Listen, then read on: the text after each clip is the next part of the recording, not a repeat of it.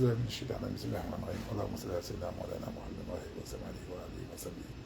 وهب لي بجاه ما تسن جامعي damay def vidéo bu gàtt par rapport ak ndoxu Touba bi d'accord sa bi ma defee vidéo Fallou Sylla bi joxul woon ma si tegaat benn vidéo semaine bi mais ñëpp xam ne ndoxu Touba moom dafa doon loo xam ne dafa ma yàgg ñor je pense vidéo boobu si njëkk def en 2014 donc ça doit faire actuellement 7 ans ci kër nag amasal seen naa moo la boo xam ne raay wasama ni wasa bi wax di jeex na te seen jamono di nuyu suñu frère chrétien yëpp ak suñu mbokk jullit yi ñu nuyu bu teel bi suñ tuwaay kon vidéo bi ni ma leen ko waxee fi ma ko jëmale mooy si propos Serigne Mbaye Thiam problème majeur au Sénégal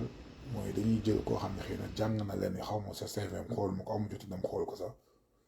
waa xëy na expérience majeure mooy liggéey si major project yi nga xam ne ay billion dollars la wala am expérience internationale si méga city yoo xam ne dañ siy dem liggéey comme kenn ko demoon Dubaï dañ ko construire ak yenn dëkk développement urbanisation yu mel ne France Londres ak yenn dëkk yi ñu jox ko ministère de l'hydraulique xëy na dina mën a wax si loolu mais koo xam ne politique et stratégie politique moo tax ñu jox le ministère de l'hydraulique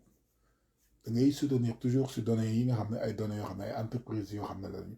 ay consultants la ñu li leen intéressé moom mooy lekk si xaalis si gouvernement bi mais li leen ñor dëgg duñ fa egg problème mu vallée bi nee na vallée je ne sais pas eggul si fossile nag li mu wax nee na vallée la yaay vallée la di vallée nag c'est très vague si langage hydrologique très vague si langage hydrologique moo tax ne dafa am un dépôt argileux boo xam ne li mu bëgg expliquer su ñu jëlee en terme hydrologique dëgg-dëgg mooy une nappe perchée c'est une nappe perchée mooy nappe boo xam ne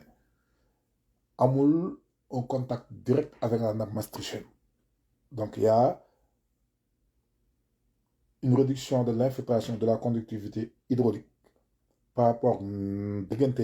nappe bi muy wax ak nappe maastrichtienne bi nga xam ne mooy nekk si au point peut-être à 150 mètres 200 mètres si biir suuf si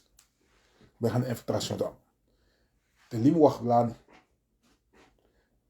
wet diw ma ndox mi Tuubaa moom loolu ku ko weddi nag sa murid day des da ngaa déggul wax Sëriñ Tuubaa Sëriñ Tuubaa daf siy dikk lu bëree bëri ay mag yoo xam ne Sëriñ Tuubaa gis nañ ko muy si Abdoulaye Jaxate bu sëñ am set joxte yàlla suñu boom tas si bàkkante fayal ñu ko ak waa ka si Ibrahima Sarr ñi nga xam ne josa ñi gas ay noo xamante li may wax nag man fu leer nañ laa koy teg lu wér nañ la ku ko mën a weddi suba na ko génn benn si xam-xam laa koy teg fu weddi wàllu nasaraan si ba noppi di soog a ñëw nag si li nga xam ne dafa jëm si wàllu Sëriñ Tuubaa parce que man su ma doon jàng lépp ñoon ñu may wal laxul mahfuus sax mu xam ne laxul mahfuus la ma Sëriñ Tuubaa wax laa gën a gëm neneen kon nag ay xam-xam yi naa si wax ba noppi boo wan ni ki muy li muy wax moom teguwul suñ doon wax physique et hydrodynamique des sols wala géomorphologie des sols li muy wax amul si xam-xam bu mu ko teg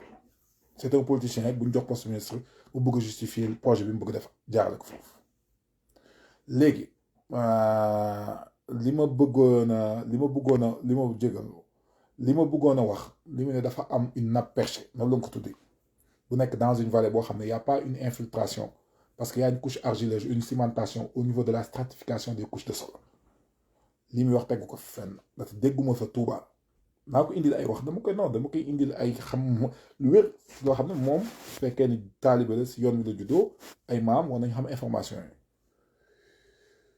gisuma Touba si li wër fi muy wax te naa wax exactement dépression boobu muy wax vallée boobu fan la nekk si li wër jumaa ji si ban distance la nekk ak yenn kër lay impacté wax leen ni kan la boobu Facebook sax génnagul yaakaar naa parce que Facebook je pense ay 2000 xëy na 2007 2006 yooyu laa yaakaar ni si la génn 2006 mais dañ gën fàtte Cheikh Mourtada Mbacké bés buñ koy rob wala buñ ko robee ba suba si ndox dafa doon ball si jumaa ji da ngeen ko fàtte ñun murid xam nañu jumaa ji ndox ko wër loolu ñaanu Sëriñ Tuubaa bu nangu la mais damay tontu balaa may dugg Sëriñ Tuubaa gi dama bëgg egg ak Cheikh Mbacké Thiam kii Thiam Serigne Mbaye Thiam si li muy wax tegu ko si xam-xam gu tëgg nappe perchée boobu muy wax ni dama koy tegg benn su fekkal li muy wax nappe perchée la ba infiltration do am kon loolu dépôt morphologique boobu c'est sur des centaines d'années ou des milliers d'années kon tabaxu jumaa ji ak fondation jumaa ji dina ko fekk te amul benn seen Cheikh jëm bokk na suñu doon uti xeer yi rek nga amul kenn koo xam ne nee nañu si kuu jumaa ji bu ñu koy tabax ba ñu gasee te fondation du xóot doolu fekk nañ fi ndox si jamono comme de année 27 yi sëñ Modou Moussa Mbacké taxawee yàlla suñu borom fayal amul kenn ku ko wax fondation jumaa ji bu ñu koy tabax fekk na fi ndox amul te nappe perché su amoon lii muy wax effleurement nappe bi am na soroor bi newul nen waxu si biir jumaa ji si li wër jumaa ji la wax mais am na si li wër jumaa ji fii nappe bi tàmbalee muy kër sëñ Saliou su fekkoon ne nappe perché la diffusion capillaire par capillarité wu ndox moomu dina suñu gasoon bi ñu doon gas jumaa ji dinañ ko gis kon loolu li muy wax amul naa leen indil preuve boo xam ne nit du ko mun dindi pour wax leen li waral ndox moomu nekk fa te nag dañ woo hydrologie gis yëpp woo ingénieur en environnement ak seen génie civil parce que ñoom seen problème ay tubaab lañu gëm France lañu gëm jox leen marché yi ñu ni seen ingénieur xam amuñu suñu expérience amuñu jànguñu dara amuñu suñu réalité xamuñu historique réew mi bëgg ne dañuy def ay étude fii archéologie dafa am solo morphologie des sols nga xam ne sax ak géologie dañ koy def balaa ngay naan am looy wax ci suuf kon da couche stratification sol yooyu pour mu mun a am li muy basé benn données scientifique boo dama bëgg défier ay conseils ak ñu nekk ministère cabinet suba ñu release ñu bàyyi ñu diffuser ci information ci seen site internet ak ci médias yi que les médias nit kilifa su waxee te li muy wax tegul ci xam-xam médias yi dañ ko war a confronter fu mu jugee li muy wax dépression bi am na mais dépôt argileux bi góomu ko parce que nit ñi gas nañ fa ay teen ba taay 25 mètres te suuf rek la ñu romb leneen li am moom ban carottage la def si biir carottage na génn yan carottage la la mooy pattern carottage mooy ñaata drilling xool la def ak la mooy profondeur yi si li wër zone boobu ba mën a génne stratification couche de sol yooyu ne dépôt argileux bi à telle hauteur la nekk à telle mënu la ko wax parce que defuñu ko kenn déggu fa kenn gis fa tubaab ñu fay def carottage fi mu toll nii ah man na yëgu ma kon soo léegi nit ñi vidéo nañ ko wane ko wax ne ñii di fi gas di def ay lan faire sampling bi échantillonnage bi ñu def luñ si jublu wala sëñ bi dina jox ndigal kon bokk li muy wax moom amul fu mu ko teg amul fu mu ko teg dépression bi nag ak ndox mi moom lu wér la nañ lu am te li ko indi naa leen ko indi mooy soo jëlee tali nord bi nga xam ne moom moo jugee si nooru jumaa ji nga xam ne moo nekk diggante Daara Kamil wala almeer yi fi ñuy jullee jëm Daaru Xuddoos si lycée Cheikh Mouhamadou Moustapha Mbacké ak fi nga xam ne moo jugee si buntu kër Sëñ Saliou ak Cheikh Moutada fu ko tàmbalee jëm ba 250 mètres foofu la dépression bi am foofu la dépression bi ëppee pente la dépression bi ëpp pente yëpp ça varie yi fi nekk yu wër jumaa ji yëpp muy nord sud compte tal ya fa nekk yëpp ak kër ya fa nekkee tund yëpp li ñoom relevé topographique li wër jumaa ji yëpp pente bi si ëpp 2% la te si zone si vallée yooyu la nekk leneen li si des lépp à 0,1% parfois ça égale 1%. léegi nag li mën a influence loolu si wàllu saayir dafa bëri te benn influence rek la murit ci seen bopp dañ ko raté parce que Sëriñ Tuubaa daf ñu ko jàngal mais nanguñu ko dégg waaw problématique bi am Tuubaa mooy dañoo déséquilibre écologique wu flux hydrologique bi moom la ñu créé ñun murit yi nuñ ko créé mooy Tuubaa bi fi Sëriñ Tuubaa di bind wala Fosène si mbaaru Sëñ Saliou boobu ñu fekk ndox mi foofu ñu fekk ndox mi fa la Sëñ Saliou fa la guy gi nekkoon fa la genn gi jaay àll bi dàq kéwél gi ba Sëñ Tuubaa dugg foofu si mbaar moomu ñu wane fa la guy gi nekkoon foofu la Sëñ Tuubaa toogoon bi ko fa gaynde gi di fekk di dàq njaay àll gi ay millions garab ñoo fa nekk ak ay mbépp te mbépp ak guy dañuy conserver ndox dañuy racines yi dañuy jëli ndox si biir suuf si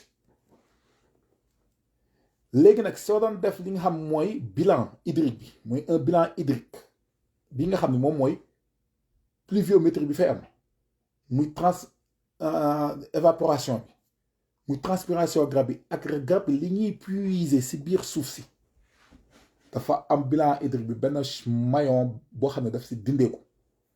muy garab bi dañoo puiser tout si nappe bi loo tax nappe bi au fur et à mesure que le temps augmente millions de grappes yooyu doon puiser au minimum par an des centaines de mètres cubes loolu dootul mun a évaporer parce que dugg na si biir suuf si kon nappe bi day gën a di réapprovisionner wu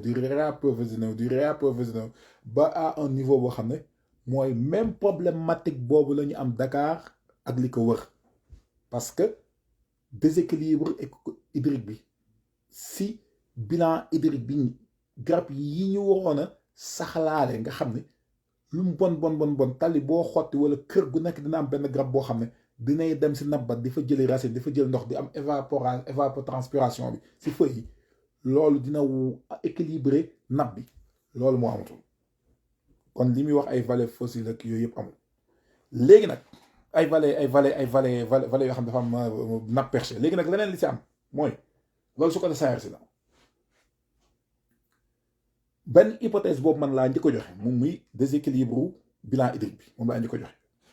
beneen hypothèse bi nga xam ne moom laa gën a gëm bii mun na si bii dañuy bokk si benn hypothèse day doon sous hypothèse bi mooy joxe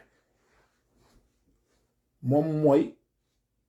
y a des vallées fossiles ils peuvent avoir l'existence de vallées fossiles souterraines muy des cours d'eau souterrains ñëpp xam nañ ko il peut y avoir des sources d'eau souterrains ces cours d'eau souterrains nag dañuy am un réapprovisionnement capillaire yoo xam ne la source la ñu war a xool fan lay jóge ndox moom fan lay jóge ndox mi réapprovisionné nappe phréatique Touba loolu nag Sëriñ Tuubaa dikkoon na si te naa si dikk loolu Sëriñ Tuubaa dikkoon na si naa si dikk jéego sama bureau ñoo mooy kii waaw Sëriñ Tuubaa dikkoon na si te naa si dikk kon hypothèse bi may wax man dama gëm ni man te si waxi Sëriñ Tuubaa laa indil preuve fu wér a wér te waxi Sëriñ Tuubaa moom mu gën a wóor li ma jàng te mun naa ko teg si li ñu jàng y a des vallées fossiles yoo xam ne des cours d'eau souterrains yu jëm si Touba yu fa nekk yoo xam ne y a un réapprovisionnement capillaire bu bokk ak nag lii nga xam ne dafa jël eau d'infiltration bi nga xam ne dafa jóge si taw bi te amul leneen loo xam ne da siy jëm di si puiser mu mooy millions de grappes yi nga xam ne dañ ko gox pour déboisement au Touba pour dëkkal fa nit ñi pour créer fa lii yëpp xam nga dëkk boo xam ne à moins de 100 ans 1 million de maisons am fa plus de 4 millions nit dëkk fa da ngeen xam ne surface boobu yëpp nit ñi dëkk ak ciment bi remplacé ay garab fa nekkoon ak ay ñax naan ndoxu suuf si ndox moomu ñu daawoon naan nag c'est des milliers ou même des millions de mètres cubes yoo xam ne si nappe phréatique bi la ñu nekk kon Sëriñ Tuubaa dafa mel ne si suñu dëkk bii sax ni ñu fa dëkkee sax dafa waajalaale noo xam ne dañuy amaale ay bassin de stockage souterrain pour ndox mi mooy lii nga xam ne moom mooy démanteler lii su Maam Mbay Sëriñ Mbay Caam di wax lii Sëriñ Mbay Caam di wax nag kenn mënu ko gëm képp ku jàng du ko gëm ku def recherche scientifique du ko gëm lu dul ñu indi ñu ay données de drilling muy ay données yoo xam ne ay tests de carottage yu ñu wan la mooy profil de stratification des couches du sol pour ñu xam si lu leer waaw mooy loolu lay di Sëriñ Mbay Caam leen li si des nag mooy Sëriñ Tuubaa dafa ne woon sëñ Ibrahima Sarr Jazaak bi ñu koy gasoo teen ay na wax nag te la lii laa gëm ma suñu borom de bëtut ndox moom mu may suñu maam Ibrahima sa Zamzam ñoddil na ma ko fii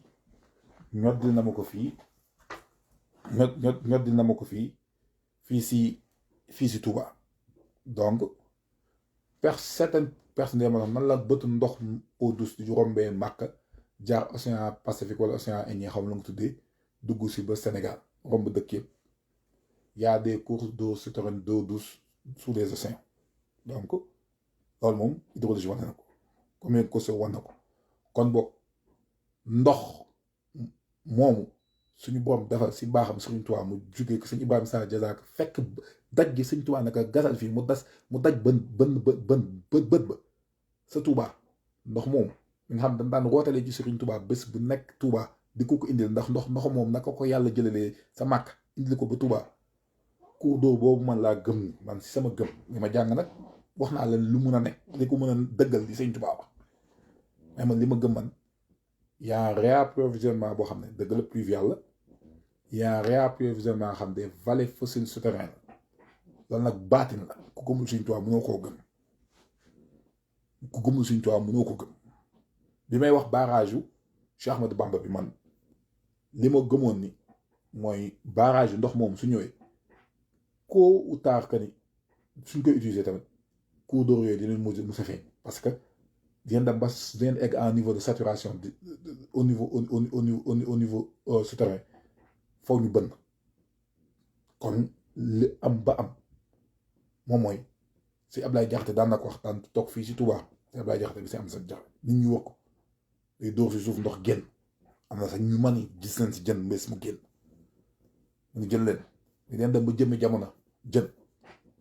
ceebu jën gii ñuy togg jën guñ ko toggee te du lu ñu wuteeti Ndakaaru fii lañ koy nappee si Touba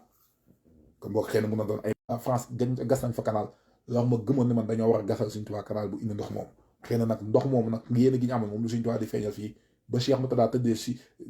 ganasee ko la ndox ma tàmbalee bën kon lii du tey kon saturation wu ndox moomu am ñëpp xam nañ ni dafa am mais bilan hydrique bi moom moo am un déséquilibre te déséquilibre boobu nag murit yi ñoom ñoo si tooñ seen bopp ndaxte Serigne Touba dafa am lu mu def te dañ ko war a fàttaliku sëñ Bassirou Sarr mu laa dégg mu koy nettal Serigne Touba li mu def te ñëpp mun si dut baaraam mooy garab la njëkk a saxal muy xay ab xay moom la njëkk a saxal njaareem Serigne Touba ko saxal si loxol boppam xay bi nekkoon si muti néegam kon xam na luy importance su garab Serigne Touba bi muy bind Fawzeyni mënoon na toog si digg tund mënoon na toog si ginnaaw jànj mais dafa dem dugg si biir ab lëmu bu garab kon garab moo tiimoon Serigne Touba bi muy bind Fawzeyni si biir garab la ko bindee Serigne Touba bi muy dëkkee Touba de axwaan bëri na bàcc yu rafet lu mu doon tuddee Touba mais Touba chadrati Touba garab la ko tuddee kon lii ndox mii di feeñ dama jàpp ne c'est un rappel de Serigne Touba suñu taxas wax na ko waa Touba si kanam fu am espace nañ fa saxal ay garab suñu bëggee fexe niveau nappe bi ñu rabaisser ko d'une manière drastique nañu saxal na murit bu nekk saxal benn garab bu am ay meññeent yi fu jóge ñu ko def addee Serigne Touba si njëriñ mi ak si néew doole yi si kër gu nekk na murit bu nekk fexe kër ga nekk nga saxal fal garab ngir Serigne Touba li mu jëloon saxal garab biir njaarim Serigne Touba li bi muy bind Touba ngir respecter Madou Fès ngir hommage à l'homonyme de la ville de Touba muy garab gañ nekk àjjana ngir hommage à garab gi nga xam ni bi gaynde gi dàq jee njaay àll gi fa la fekk Serigne Touba muy lëm bi nañu saxal ay garab Touba nañu am un programme ambitieux de 3 millions d'arbres ñu jëmbatal ko Serigne Touba yu am njëriñ lekk yi fay jóge suñu fekkoon ñun organisation murid bu nekk war na saxal garabu mango wala garabu la ñun lekk yi fay jóge ñu jox ko daara axwaani pour ndongo yi di am jus yoo xam ne wala am ay additifs vitamines kon dama dul am jot sa pour dugg si côté idéologique yëpp ak côté scientifique yëpp lii wane ni que fi ñu toll nii réapprovisionnement wu nabu Touba dafa am un déséquilibre te un déséquilibre ça dû à l'urbanisation fulgurante au débordement excessif sans un plan d'urbanisation boo xam ne écologique loolu moom c'est une erreur boo xam ne de planification la parce que ñu doon defal sëñ bi dafa daan jëlee jox ay géomètre yi tracé mais amuñu woon ay urbanistes ñu accompagner suñu sang yi si loolu tax ñuy wax see bàyyi xel muy garab yi faw ñu dellu si waat biir Touba fort Touba naataat soo xaa gisoo volet d'avion soo rombee Casablanca ni muy rafetee am na dëkk yoo xam soo rombee da ngay bëgg wàcc fa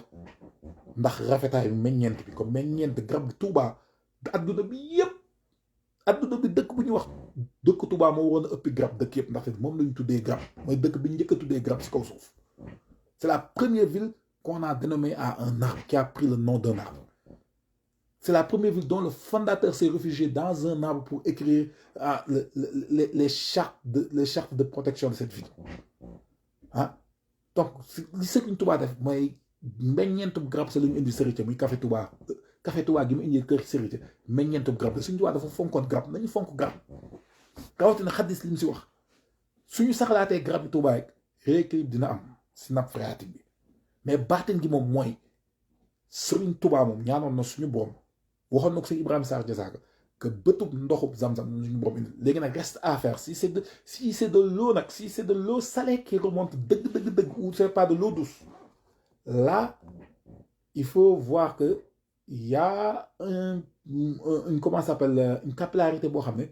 stockage ndox salé boobu eau salée boobu nga xam ne xëy na dans des milliers d'années loolu données archéologiques la wala je ne sais pas géologique man j'ai pas ces informations sama xam-xam eggul foofu y avait un dépôt salin bu nekkoon foofu boo xam ne dafa captiver ndox boo xam ne dafa ndox eau saline yooyu fi mu toll nii ñoom ñoo fa stocké léegi nag xam nag la mooy sanité wu ndox moom ndox su fekkee eau pluviale la si lañu war a xam ne nag li ma leen wax théorie bi ma leen wax moom mooy déséquilibre boobu moom moo waral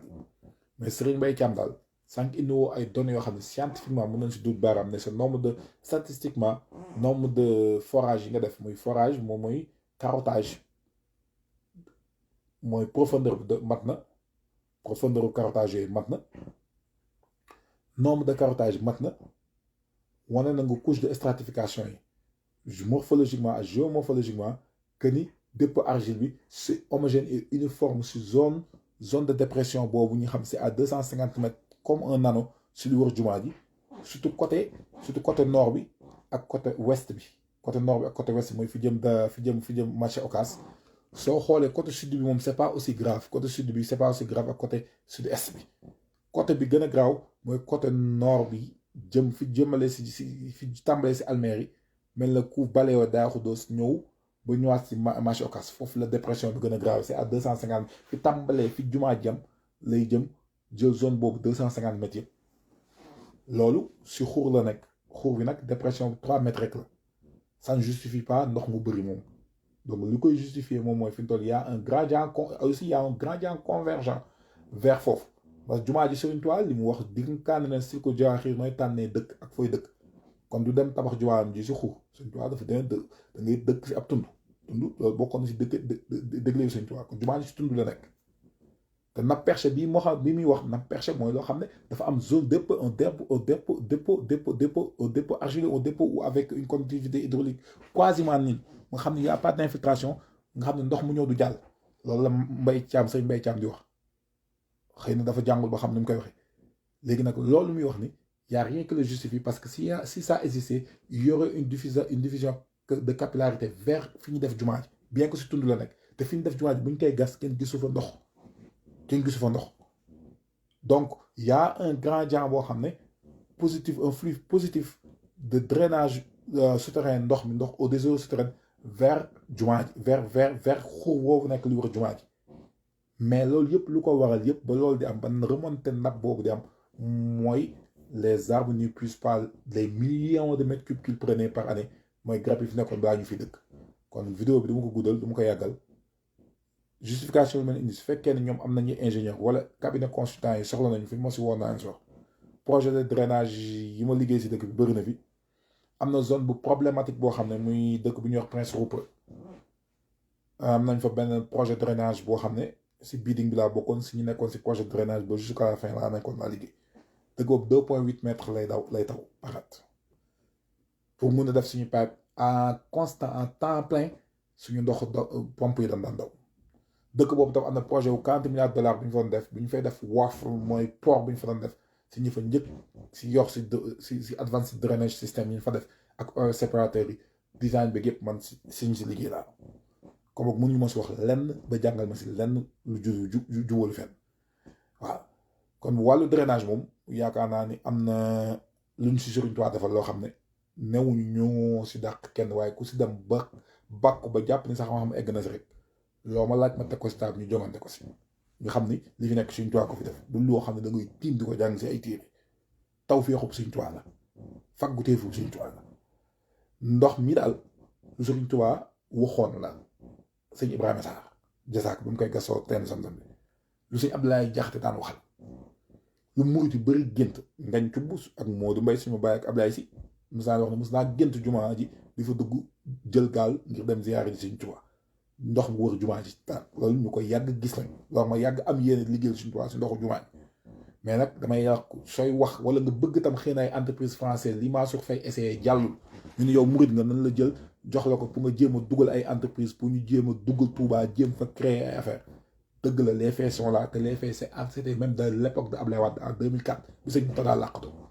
donc ndox mi yàgg na Touba bëri na Touba nappe baa ngi remonté mais cette remontée là c'est dafa am luñ si war a jël te jëlooñu ko si donc su fekkee nag ay entreprise française ngeen bëgg làqatoo ba mun a dugal seen loxo Touba la solution du problème mooy fi mu toll nii nañu fexe ba forage ñu am ay forage yoo xam ne dañuy puiser énormément si ndox Touba bi le même problème bi Touba moom la Dakar am te lépp lu ko même point commun la Touba am ak Dakar mooy une agglomération boo xam ne une urbanisation fulgurante boo xam ne dans leur plan d'aménagement ils n'ont pas prévu des zones vertes de prélèvement yoo xam ne la faune la flore dinañ ko mun a continuer prélèvement yi daan def pour équilibrer flux bilan hydrique bi c'est ça le problème soit ñu développer ay zones nu mu tudd maraîchage dans les alentours de Touba mooy même problème bi fi ñu def Millennium Challenge bi ay tool fa nekkoon ay garab nekkoon fa ñu naan ndox ma fay bëri mais garab yi fa nekkoon dañuy puiser benn garab di s'appuie des centaines des milliers de mètres cubes par an si nappe phréatique bi benn garab ay millions de garab lañ gor Touba combien d'hectares la donc il faut que l'on soit réaliste ministre balaa muy génn mu consulter experts yi nekk si domaine bi soo ko wax mais génn rek di wax te li nga wax tegoo ko fenn xamoo ko dara loolu day kilifa du ko def kon ñu ngi jégalu ba bañ a guddal vidéo bi jaa ngeen jëf merci.